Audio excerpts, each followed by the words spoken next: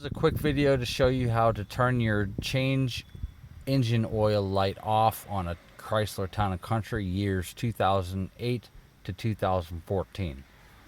First thing we are going to do is we are going to turn the key to the on position, one position before the start.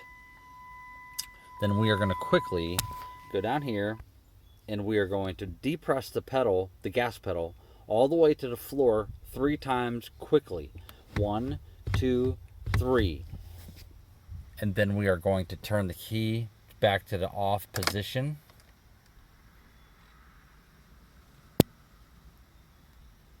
And then we are going to start the vehicle.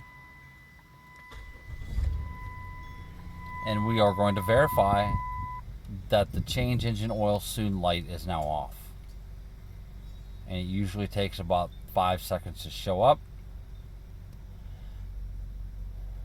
And it has not showed up.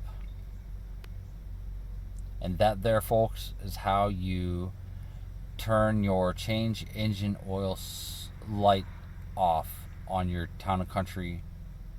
Thanks for watching, folks. Have a good day.